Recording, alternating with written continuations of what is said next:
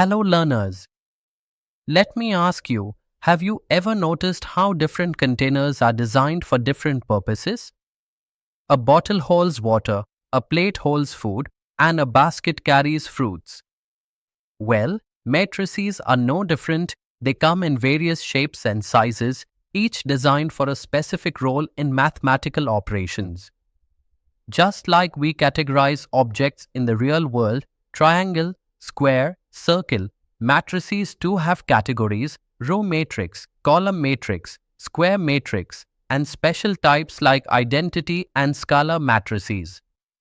Why does this classification matter? Because knowing the type of a matrix helps us figure out what operations we can perform, whether we can multiply it, find its inverse, or compute its determinant. So in today's lesson, we'll walk through each of these types, understanding not just what they are, but also how and where they're used. Ready? Let's go. Let's begin with the simplest forms, the one-dimensional matrices. A column matrix has only one column but multiple rows. Think of it like a vertical stack of numbers. For example, matrix A equals row 1, 0, row 2, 3, row 3, 1, row 4, negative 1 by 2. That's a column matrix of order 4 by 1. Now flip it sideways and you get a row matrix, one row, multiple columns. Example, open bracket, 5, 2, 3, negative 1 close bracket. This is a 1 by 4 row matrix. These types are especially useful in vector algebra, physics, and engineering. And we denote them using A equals open square bracket A sub ij close bracket of order m by 1 for a column matrix, or B equals open square bracket B sub ij close bracket of order 1 by n for a row matrix. So even the simplest structures serve powerful roles.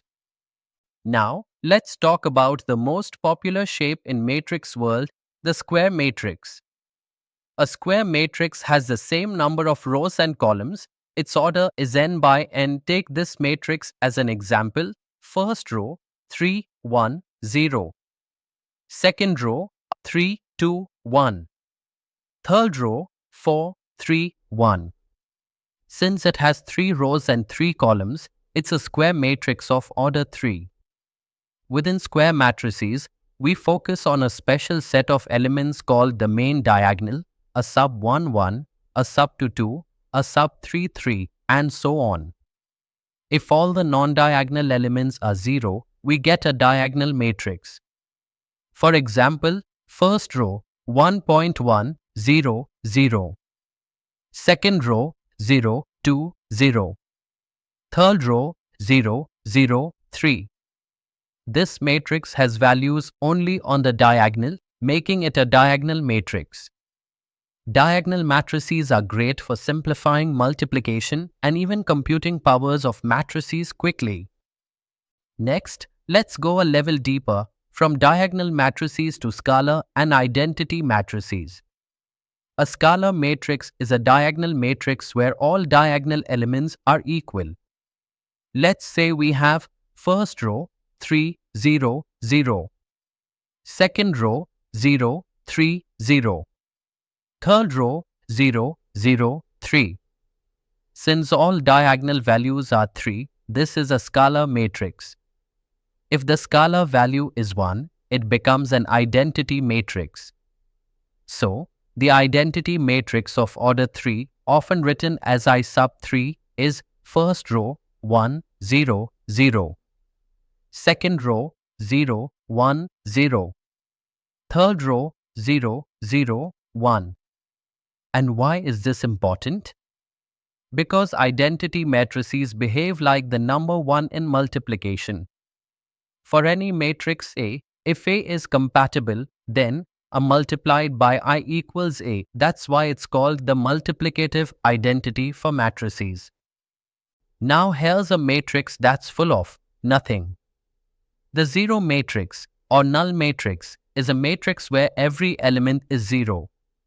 The order of a zero matrix can be anything, square or rectangular. We often denote it with the capital letter O. The zero matrix acts like the number 0 in matrix addition. For any matrix A, we have a plus O equals A. It's defined as A equals open bracket A sub ij close bracket, where A sub ij equals 0 for all I and j. Zero matrices are used to initialize systems, represent unassigned variables, or model zero output scenarios in equations. Let's wrap up the types with a logical check: equality of matrices. Two matrices A and B are said to be equal if they have the same order and each corresponding element is exactly the same. We write it as A equals B if and only if A sub ij equals B sub ij for all I and j. Here's a simple example: matrix A 2 by 2 matrix. In the first row, the elements are 2 and 3. In the second row, the elements are 0 and 1. Matrix B, A 2 by 2 matrix. In the first row, the elements are 2 and 3. In the second row, the elements are 0 and 1. Since both have the same elements in the same positions, we say A equals B.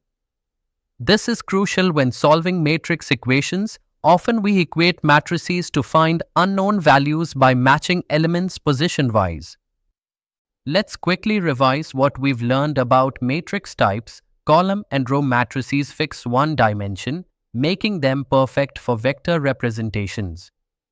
Square matrices are the basis for special types like diagonal, scalar, and identity matrices.